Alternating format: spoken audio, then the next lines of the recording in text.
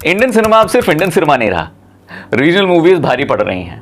बात सिर्फ इतनी सी है कि लड़का को लड़की से प्यार होता है, उसके बाद घर वाले बन जाते हैं विलन, उसके बाद वही रोना धोना आंसू, उसके बाद होता है जा सिमरन जा जी ले अपनी जिंदगी, या सिमरन मैं तुम्हें रोता हुआ नहीं देख सकता। अरे एक ही फॉर्मूला कब तक दिखाओगे, लोग बोर हो चुके हैं भैया। हाल ही में रिलीज हुई केजीएफ चैप्टर 2 और आरआरआर।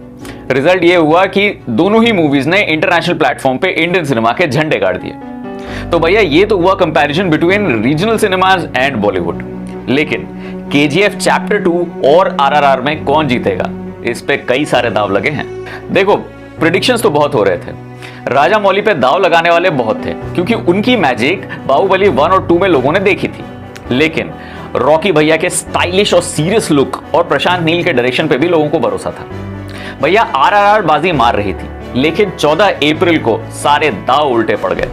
रॉकी भैया की जो धमाकेदार एंट्री पे सीटियां और तालियां बजी हैं कि थिएटर गूंज गया। देखो सबसे पहले जाते हैं कलेक्शन पे। जी हाँ, पहले 5 दिन की कलेक्शन किसी भी मूवी के लिए बहुत इंपॉर्टेंट होती है। आरआरआर ने कमाए लगभग 620 करोड़, रॉकी भैया ने कमाए 625 करोड़। कलेक्शन बिल्कुल सेम टू सेम है ना, लेकिन अंतर है।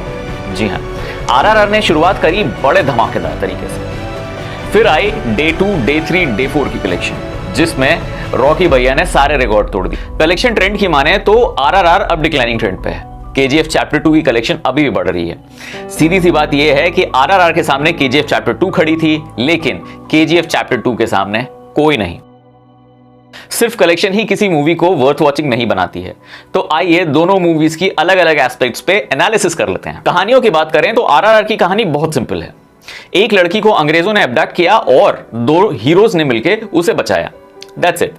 जबकि KGF chapter 2 is full of twist and turns. थोड़ा सस्पेंस फैक्टर है, थोड़ा टशन फैक्टर है, थोड़ा मसाला है। All together a good combination, worth watching. Audience base की बात करें तो रॉकी भैया की फैन फॉलोइंग्स में सारे यंगस्टर्स भरे हुए हैं, फैमिली ऑडियंस थोड़ी कम है। आरआरआर ने ना सिर्फ फैमिली ऑडियंस को अपनी तरफ खींचा है, बल्कि उन्हें समेट के भी रखा है। वीएफएक्स, बैकग्राउंड म्यूजिक, विजुअल्स दोनों ही मूवीज की जबरदस्त है। अनलाइक बॉलीवुड सिनेमा जहां रोना धोना बाबू चोना मचा रहता है, दोनों मूवीज इंटरनेशनल प्लेटफॉर्म्स में सुपर हिट हुई हैं। रीजन कि उनके वीएफएक्स, उनके विजुअल्स और बैकग्राउंड म्यूजिक, डायलॉग डिलीवरी जबरदस्त है। बात आती है परफॉर्मेंस प्रेशर की। हमारे इंडियन सिनेमाज में सीक्वल्स के क्या हाल हुए हैं, ये राज के सीक्वल्स और क्रिश के सीक्वल्स ने हमें बता दिया है। तो केजीएफ का कंपटीशन ना सिर्फ दूसरी मूवी से था, बल्कि अपने फर्स्ट पार्ट से भी था, जिसमें प्रशांत नील ने क्या गजब का काम किया है। जहां आरआरआर के सामने ये प्रेशर नहीं था, तो उसे तो परफॉर्म करना ही था। अब बात आती है फिक्शन वर्सेस रियलिटी की। भले ही यश यानी रॉकी भैया की फैन फॉलोइंग बहुत ज्यादा हो, लेकिन आरआरआर में बात तो अपने हिस्ट्री की हुई है। जी हां, इस मूवी ने हिंदुस्तानी जज्बात और पेट्रियोटिज्म को बड़े अच्छे से कैप्चर किया है। अब बात आती है प्रॉफिटेबिलिटी की, जो कि सबसे आखिरी और सबसे इंपॉर्टेंट पॉइंट है। भैया आरआरआर की बजट थी 600 करोड़, जबकि अब तक उसने कमाए हैं 620 crore, which is almost equal to the budget that RRR incurred. लेकिन केजीएफ की बजट सुन के आप चौंक जाएंगे।